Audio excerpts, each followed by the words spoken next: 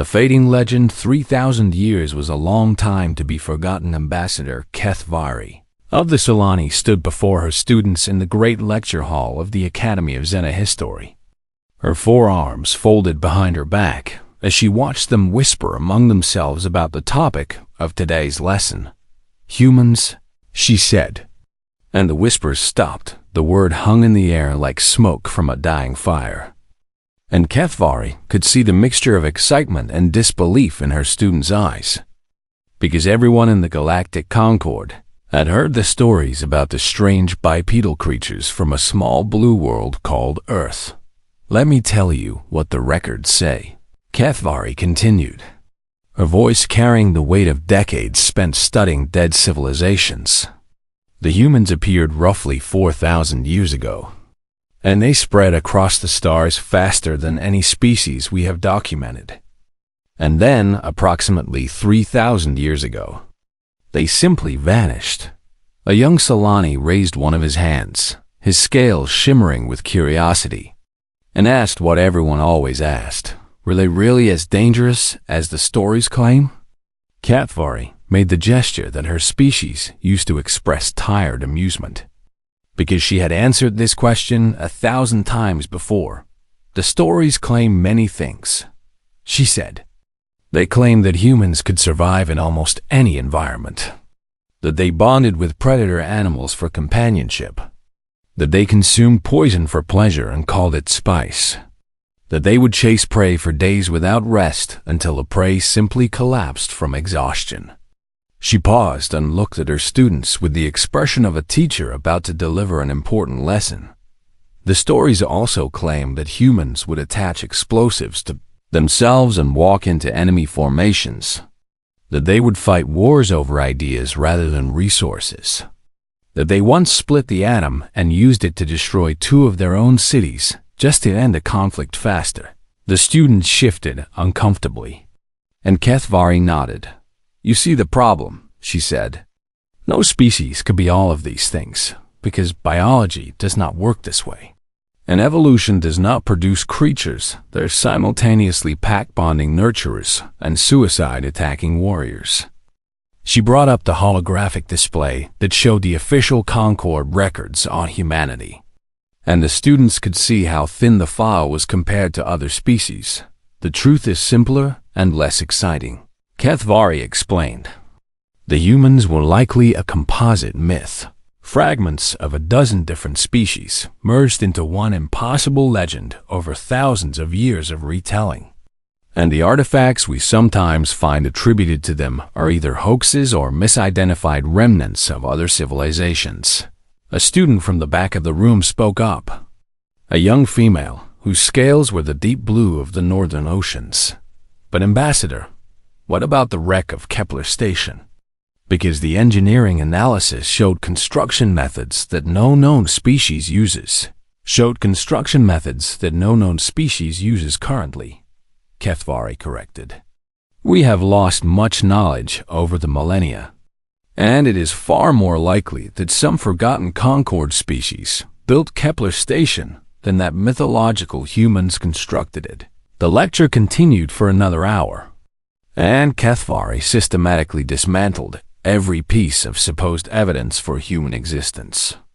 And by the end, her students nodded along with the comfortable certainty of those who had been given a rational explanation for an irrational belief. But that night, as HFY returned to her quarters in the capital city of Solani Prime, she found herself staring at the stars and wondering she had spent 60 years debunking the human myth. And yet every time she closed the book on one piece of evidence, another would appear somewhere else in the galaxy. And the stories never changed no matter how far apart the sources were. Humans were always described the same way: adaptable, persistent, capable of incredible violence and incredible compassion, bound together by invisible ties of loyalty that transcended logic. It was almost as if someone wanted the galaxy to remember them. The invasion began 3 days later. The Vreekther came from beyond the galactic rim, from the dark spaces between galaxies where no Concord explorer had ever ventured. And they came with a fleet so vast that it blocked out the stars themselves. Ambassador Kethvari watched the emergency broadcasts from her office as world after world sent desperate calls for help. And she saw the Concorde's combined military respond with everything they had. It was not enough. The Vrigther were conquerors who had been perfecting their craft for longer than the Concorde had existed. And their ships were brutal, efficient machines designed for one purpose: to break the will of any species that stood against them. The Battle of the Three Moons lasted 11 days. And when it was over, the Concorde fleet had been reduced to scattered remnants fleeing in every direction. Supreme Commander Vextharn of the Hegemony broadcast his ultimatum to every world in the Concorde: surrender and serve, or resist and be harvested for biological resources. Most worlds surrender. Edith Thury was on one of the last refugee ships leaving Solani Prime when the Hegemony fleet entered orbit, and she watched through the viewport as her beautiful homeworld was surrounded by the dark, angular shapes of Vrigther warships. Everything she had known was gone, and everything she had taught was meaningless. Because what good was Sci-Fi Story when there would be no future generations to learn it? The refugee ship was old and slow, and it would only be a matter of time before a Hegemony patrol found them and added them to the harvest. Kethvari was in her cramped quarters, preparing herself for the end, when the ship's communication system crackled with a transmission on a frequency that should not have existed. It was an old frequency, one that the Concorde had stopped monitoring thousands of years ago, because no one had ever used it, but someone was using it now. The voice that came through was strange, speaking Galactic Common with an accent that Kethvari had never heard before, and it said words that made no sense. This is the Terran remnant vessel Defiance calling all Concorde survivors, and we are here to help. Kethvari felt her heart stop. Terran was the old word, the word from the ancient records, the word that meant only one thing: human. We know you have been told we are not real, the voice continued, and there was something in its tone that sounded almost amused. We know you have been told we are myth and madness and composite legends from a dozen dead species. The transmission paused, and when it resumed, the amusement was gone, replaced by something harder and older and more dangerous. The Hegemony believes the same thing, and we are about to show them how wrong they are. Kethvari rushed to the viewport and looked out at the stars. And there in the distance she saw something impossible. A ship was emerging from fold space. A ship with a design that matched nothing in the Concorde database. A ship that bore scars from battles fought before her species had achieved spaceflight, and painted on its hull, faded but still visible after 3,000 years, was a symbol she recognized from the oldest records. A blue field with white stars and red and white stripes. The humans had returned, and they were angry. The impossible ship captain, Elena Vasquez, had lived her entire life knowing that this day might come. She stood on the bridge of the Defiance and watched the holographic display as her crew guided the refugee ships to safety. And she felt the weight of 3,000 years pressing down on her shoulders. The Defiance was not supposed to exist, and neither were the 50,000 humans who called themselves the Terran Remnant. And for 30 centuries, they had hidden in the spaces between stars while the galaxy forgot them. Now the hiding was over. Captain, the Solani ambassador is requesting permission to come aboard, her communications officer reported. A young man named Chun, whose family had served on the Defiance for 12 generations. Vasquez nodded and said to bring the ambassador to the briefing room. And then she turned to look at the old flag that hung on the wall of her bridge. It was the flag of a nation that no longer existed on a world that had gone silent 3,000 years ago. But every human in the remnant knew what it represented, a promise made by their ancestors that someday they would return. The briefing room was small and functional, like everything on the Defiance, and when Ambassador Kethvari entered, she stopped and stared at the humans gathered around the table. Vasquez understood the reaction. because the Solani had 4 arms and scales that shimmered like jewels. And to her eyes, Kethvari was equally strange. "Please sit," Vasquez said, gesturing to an empty chair. "We have much to discuss and little time." Kethvari sat slowly, her 4 eyes never leaving Vasquez's face. And when she spoke, her voice was barely above a whisper. "You are real," the ambassador said. "All these years I taught that you were myth. And you were real the entire time." "We were real," Vasquez agreed. "We chose to become myth." "Why?" It was the question that Vasquez had been preparing to answer her entire life. And she took a moment to gather her thoughts before responding. 4,000 years ago, humanity discovered faster than light travel. And we spread across the stars like wildfire. And we were so excited by what we found that we never stopped to think about what we were doing. She pulled up a holographic display of the galaxy and pointed to a region near the galactic core. There was a species there called the Veluxi, and they were peaceful and gentle, and their technology was far behind ours. And when we arrived in their system, we thought we were bringing them a gift. Vasquez's expression darkened with old shame. We brought them disease instead, because our immune systems were so aggressive that the bacteria we carried mutated in their bodies. And within a generation, the Veluxi were extinct. Kethvari said nothing, but her scales had shifted to a darker color. That was not the only time, Vasquez continued.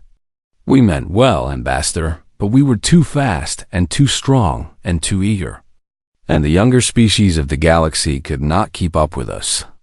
And those who tried often broke themselves in the attempt. She closed the display and looked directly at Kethvari. 1,000 years after we reached the stars, our ancestors made a choice, and they gathered everyone who wanted to continue exploring, and they left known space.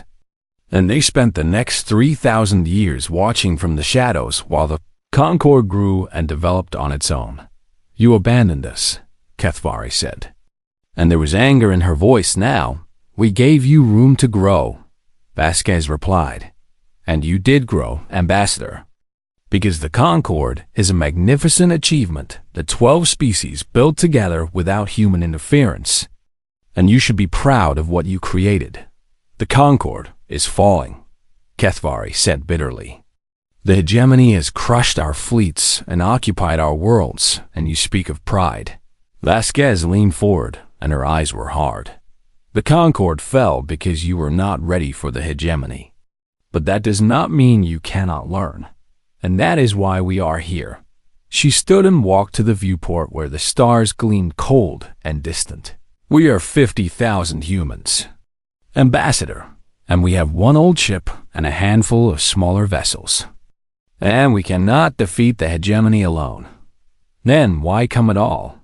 Vasquez turned back to face the ambassador and smiled. And it was not a pleasant smile, because we can teach you how to fight them. And because the hegemony has never encountered humans before. And they believe the same myths you believed. She pulled up a new display showing hegemony fleet movements across Concord space. Supreme Commander Vex Tharn thinks humanity is a legend. A scary story that primitive species tell their children. And he has built his entire strategy around the assumption that no real threat remains in this galaxy. You want to prove him wrong, Kethvari said slowly. I want to terrify him, Vasquez replied. I want to show him that the monsters from the old stories are real. And I want him to understand that he made a terrible mistake when he invaded this galaxy. She sat back down and folded her hands on the table. But I need your help, Ambassador, because the Concord species must be the ones who ultimately win this war. And humans can only point the way. Kethvari was silent for a long moment. And then she asked the question that Vasquez had been waiting for. What happened to Earth? The bridge went quiet. And Vasquez felt the old pain that every human carried in their hearts. Earth went silent 3,000 years ago, she said softly. We do not know why, because the humans who left to form the remnant were already gone when it happened. And by the time we realized something was wrong, There was nothing left but empty ruins and dead satellites. You never went back. We sent scouts, and they found nothing but ghosts and memories. And eventually, we stopped sending scouts because it hurt too much to see what we had lost. Vasquez straightened in her chair, and her voice became firm again. But Earth is not why we fight, Ambassador, because we fight for the future, not the past. And right now, the future belongs to whoever has the courage to take it. She extended her hand across the table in the old human gesture of agreement. Will you help us? Ambassador Kethvari of the Solani, and will you help us remind the galaxy that humans are more than myth and madness? Kethvari looked at the extended hand for a long moment, and then she reached out with one of her own hands and clasped it. I spent 60 years teaching that you did not exist, she said. I suppose I have some making up to do, Vasquez grinned. And for the first time since the invasion began, Kethvari felt something she had thought was dead forever. She felt hope.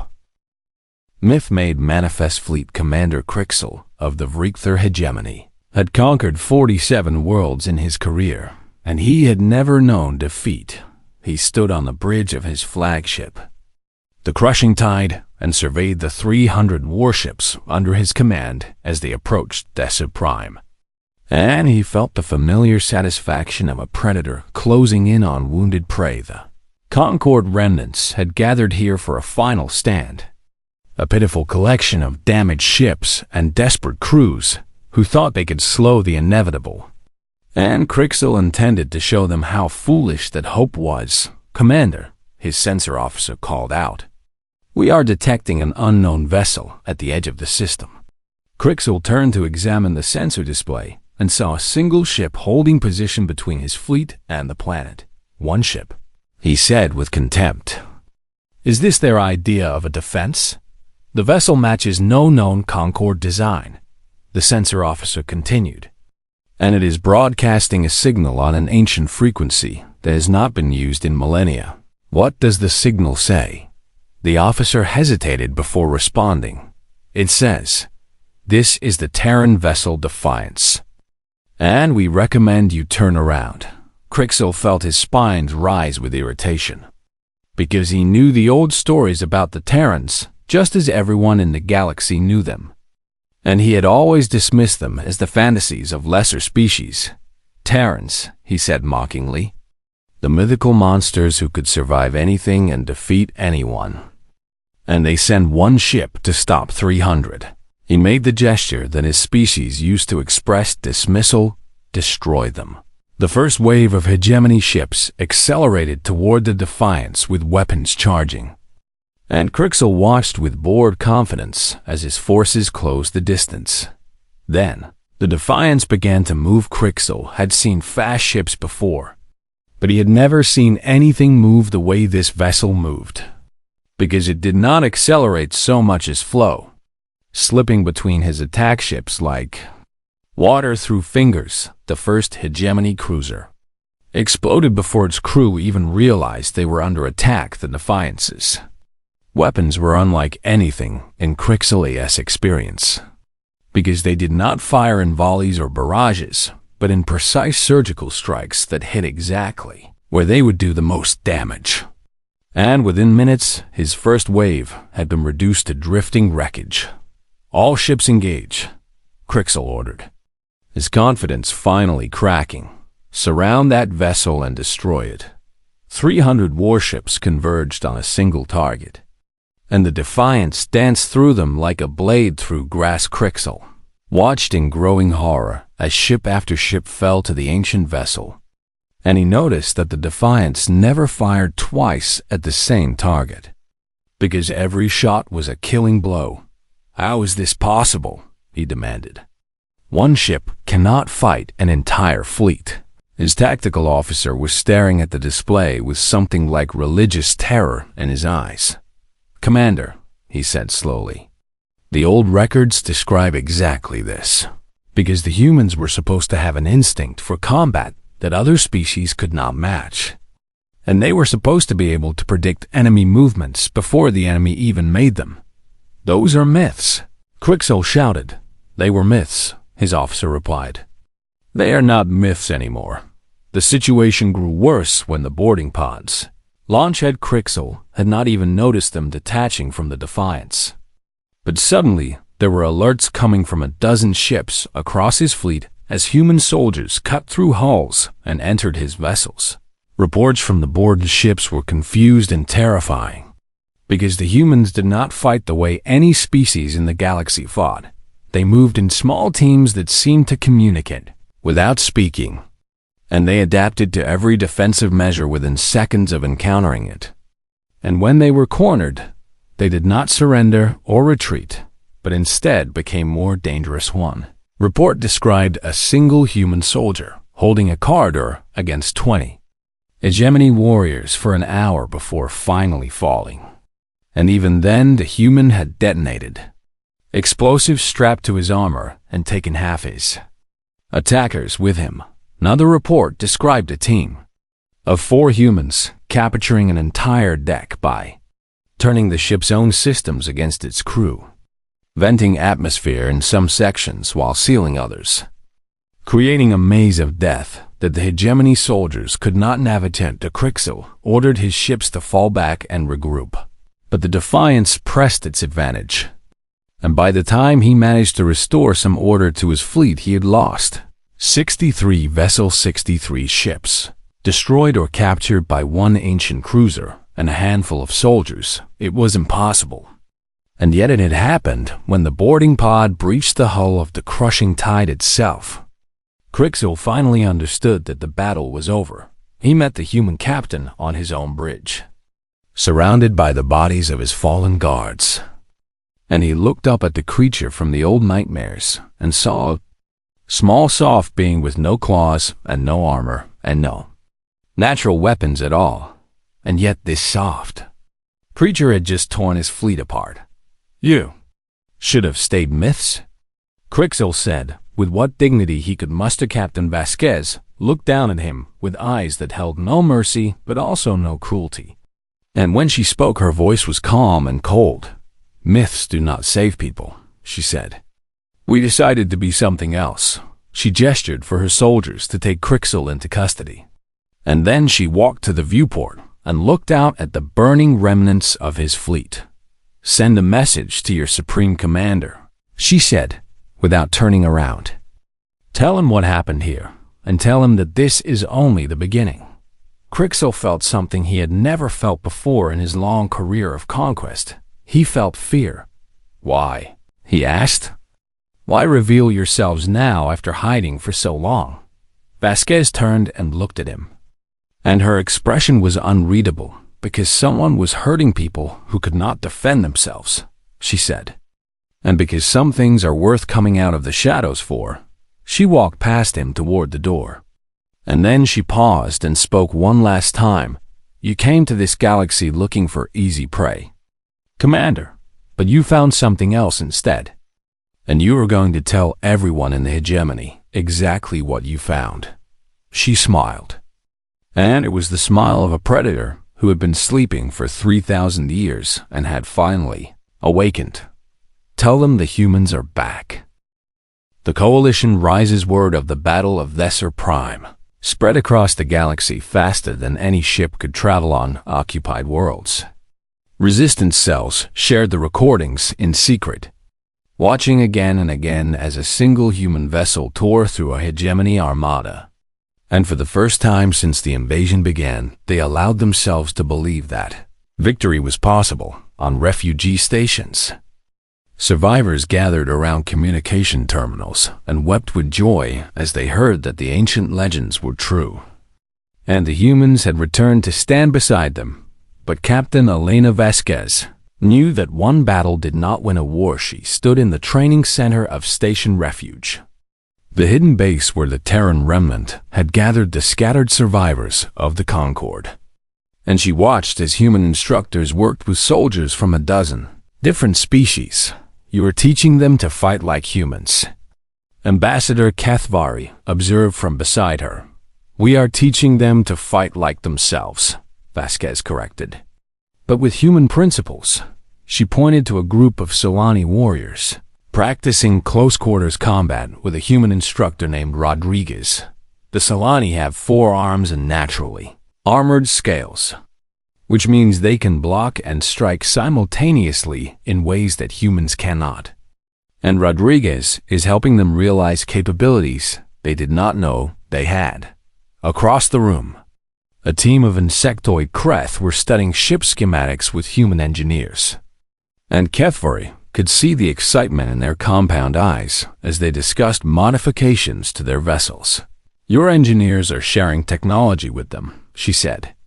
And there was a question in her voice. "Some technology," Vasquez admitted. "Enough to make their ships more effective without making them dependent on human systems." "Why the restraint?" Vasquez turned to face the ambassador directly. "Because we made mistakes before," she said. "And we learned that giving a species technology they have not earned leads to disaster." She pulled up a holographic display showing the original human expansion 3,000 years ago, when we first reached the stars. We shared everything freely because we thought we were helping. But what we actually did was make the younger species dependent on human knowledge they did not understand. She pointed to a star system that was marked with red. "The Veluxi I told you about before were not our only mistake, because there were others who accepted our gifts and found themselves unable to survive without us. And when we withdrew, they collapsed." Kethvari nodded slowly. "So you are being careful this time." "We are being respectful," Vasquez replied. "The can build something magnificent without human help. And that tells me your species are capable of far more than you realize. And my job is to help you discover that capability, not to replace it with our own." A young Thrall soldier approached them, his amphibious skin glistening under the station lights. And he bowed in the way of his people before speaking. "Captain Vasquez," he said, "I wanted to thank you for what your medics taught us about our regeneration abilities." "What did they teach you?" "Soldier." The Thrall lifted one of his arms and showed where a recent injury had healed in hours rather than days. "They helped us understand that our bodies can heal faster if we control our stress responses," he said. "And they showed us meditation techniques that allow us to enter a healing state even in combat situations." He bowed again. "My squad leader lost his arm in the last battle, and he grew it back in 3 days because of what your medics taught him." Vasquez smiled and placed her hand on the Thrall's shoulder in the human gesture of respect. "Your people always had that ability," she said. "We just helped you remember how to use it." The Thrall returned to his training group, and Kethvari watched him go with thoughtful eyes. "You are not just teaching combat," she realized. "You are teaching us to believe in ourselves. The hegemony conquered you so quickly because you had forgotten how to fight," Vasquez said. "And you had forgotten because the Concord was so successful that you no longer needed to remember." She gestured at the training center full of determined soldiers from a dozen worlds. "But the capacity for war never leaves a species." "Ambassador, because survival is written into every living thing. And all we are doing is waking up what was always there." A communication alert sounded, and Vasquez checked her datapad before her expression became serious. "The Supreme Commander has gathered his forces," she said. "The hegemony is bringing everything they have for a final assault." "How many ships?" "Thousands," Vasquez replied. "More than 10 times what we faced at Desert Prime." Kethvari felt her heart sink. Can we win against those numbers? Vasquez looked out at the training center where human and Concord soldiers worked side by side. And her expression was calm. "Ask me again in a month," she said. "Because we have work to do." The month that followed was the most intense period of activity the station had ever seen human. Tacticians taught Solani commanders about something called persistence predation, which meant pursuing an enemy until they collapsed from exhaustion rather than trying to win through direct confrontation. Kreth engineers worked around the clock with human advisors to modify their ships with hybrid technology that combined the best of both civilizations. Shrell assault teams trained with human special forces and learned the art of controlled ferocity, striking hard and withdrawing before the enemy could respond, and throughout it all, Ambassador Kethvari watched and documented everything she saw, because she understood now that she was witnessing something unprecedented in galactic history. You could have ruled U.S., she said to Vasquez one evening as they reviewed the fleet preparations. We could have. Vasquez agreed. Why did you choose not to?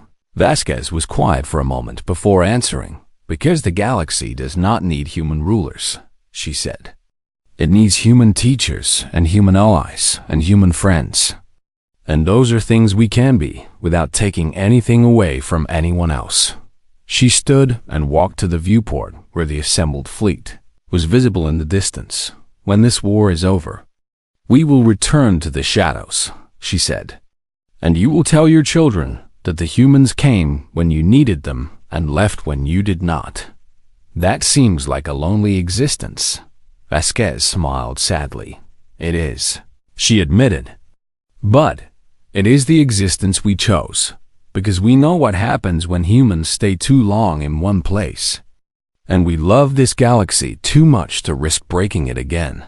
She turned back to face Kethvari. Tomorrow we fly to meet the hegemony, she said. And tomorrow we show the galaxy what happens when free people fight.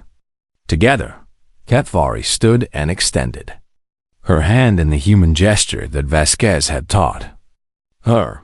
Tomorrow we fight together, she said. Vasquez clasped her hand and nodded.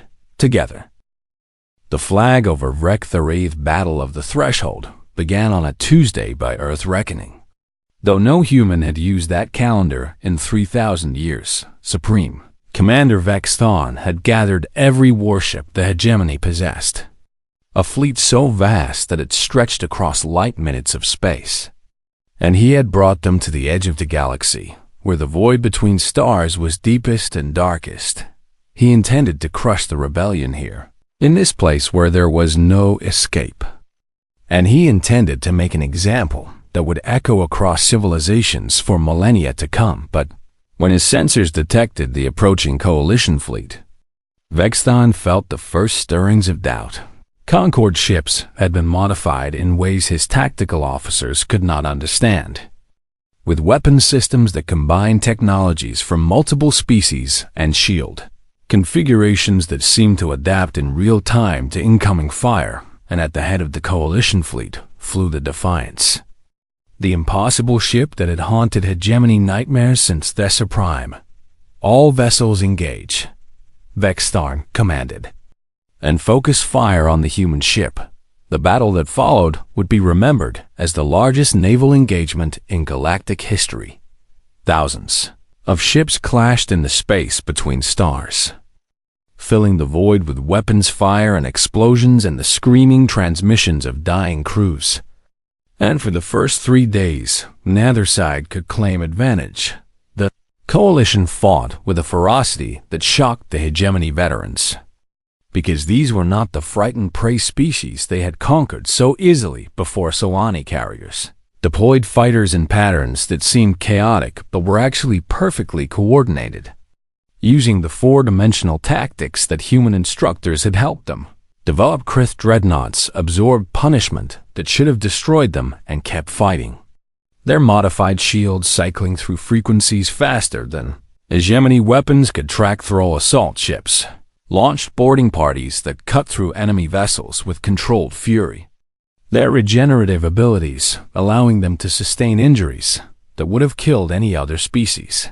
And through it all, the Defiance led from the front, drawing enemy fire away from the weaker coalition ships and striking back with precision that bordered on prescient. On the 5th day, the hegemony lines began to waver. On the 7th day, they began to break. On the 9th day, Vexthon ordered his remaining ships to form a defensive sphere around his flagship, and he prepared to make his last stand. Captain Elena Vasquez stood on the bridge of the Defiance and watched the tactical display as her crew plotted the final approach.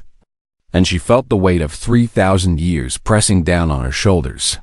Captain, her helmsman reported, The Coalition fleet is in position for the final assault. Vasquez nodded and opened a channel to the entire Coalition fleet. This is Captain Vasquez of the Terran Remnant, she said. And in a few minutes we are going to end this war.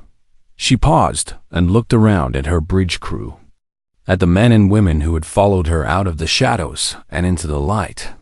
I want you all to know that it has been my honor to fight beside you, she continued, and whatever happens next, the galaxy will remember what we did here. She closed the channel and turned to her tactical officer. The Hegemony flagship is at the center of their formation, she said, and Supreme Commander Vexthon will never surrender as long as he lives. Understood. Captain, set course for the flagship, Vasquez ordered, and prepare for ramming speed. The bridge went silent. Captain, her first officer said carefully, a ramming attack will destroy the Defiance. I know. The crew will follow me or they will not, Vasquez said. But I will not ask the Coalition to sacrifice more of their people when I can end this war myself. She stood and walked to the center of the bridge. Anyone who wants to evacuate has 5 minutes to reach the escape pods, she announced. And no one will think less of you for choosing to live. No one moved. Vasquez felt her eyes burn with tears she refused to shed. And she nodded once. Then let us finish what we started. The Defiance accelerated toward the Hegemony flagship, its engines burning beyond all safety limits. And around it the Coalition fleet pressed the attack to keep the enemy ships from intercepting. Vixarn watched the human vessel approaching and understood what was about to happen. And for the first time in his long career of conquest, he felt something like respect for an enemy. They are mad, he said softly. They are completely mad. That is what makes them dangerous. Supreme Commander. Vexthon turned to see who had spoken and found Fleet Commander Crixel standing behind him. The same officer who had been captured at Desser Prime and recently escaped. You know these creatures, Vexthon said. I fought them, Crixel replied.